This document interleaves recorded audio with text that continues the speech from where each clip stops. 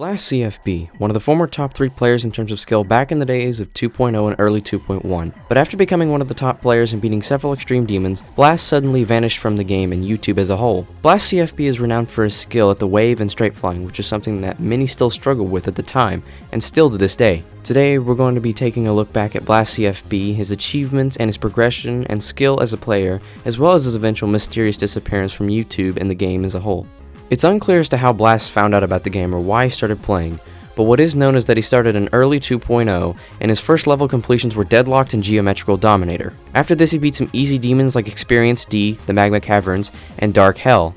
His first major demon completion was Theory of Skrillex. Blass would continue to beat demons, but on October the 22nd, he beat an unknown, soon-to-be famous level known as Workropolis.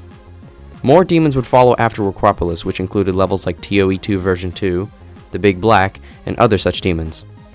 On November the 28th, Blass completed Deadly Clubstep by Neptune, as well as a few other demon levels, and he also beat the challenge level known as GS1 Space Wave by Riot on the 6th of December. 3 weeks later, on December 26th, he would complete Supersonic, and he would also beat Windy Landscape, Acropolis, and 8.0.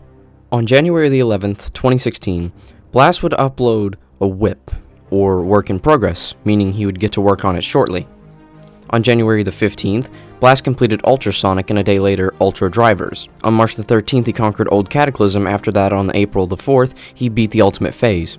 On April the 12th, Blass previewed a buffed version of Acropolis named Workropolis, taking inspiration from Soul TRK's remake Acropolis, which was a remake of the famous 1.9 timing demon known as Acropolis by Zobros. The decoration stayed the same, but the difficulty was noticeably harder and much more inconsistent than the original, and was around the Hell Factory difficulty. On April the 20th, he completed Crimson Clutter by Red Universe.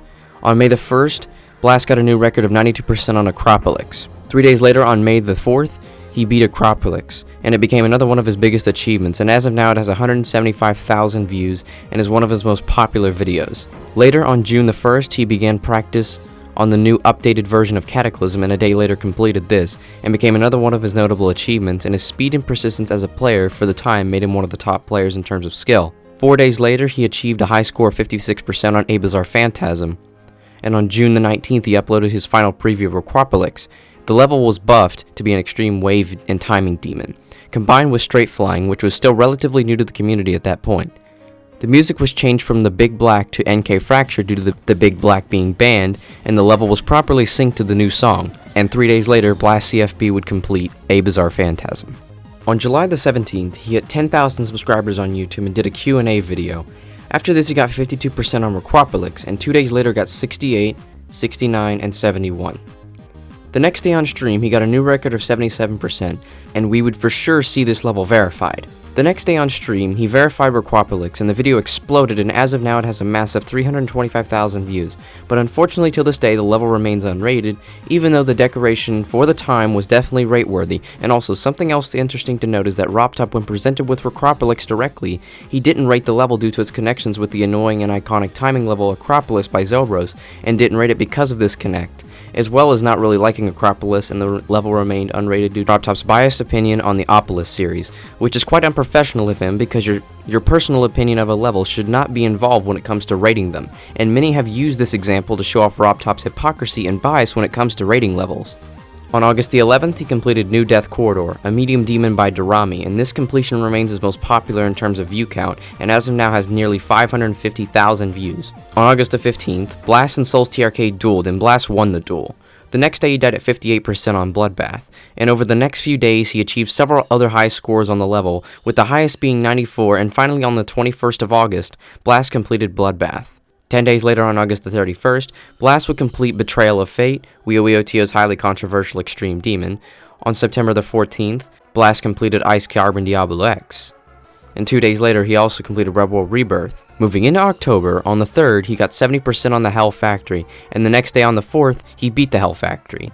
Later, he completed Ride In on the 5th, and would start playing Conical Depression back when it was the top 5 Extreme Demon, and got a record of 65%, and just a day later, he beat Conical Depression. Blass's next big completion would be Phobos, and he first got a record of 62%.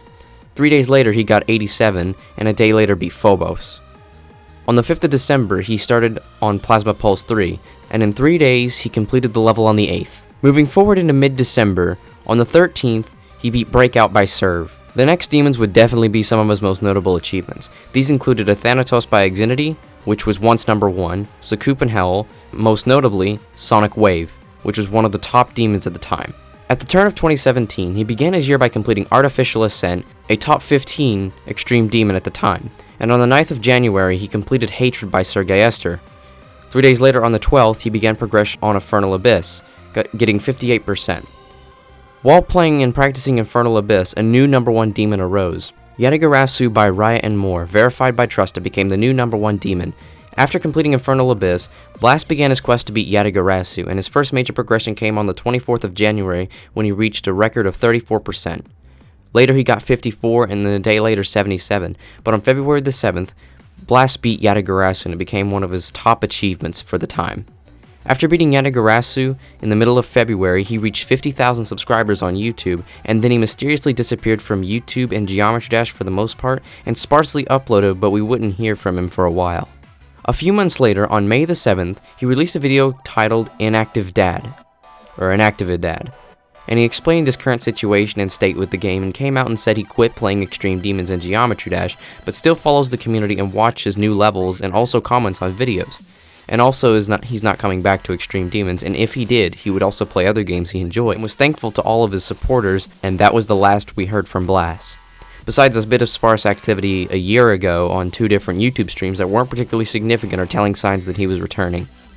There are many reasons people think Blass quit the game. Some of the most popular are A, he was tired of the game, which is likely, especially if you play Extreme Demons.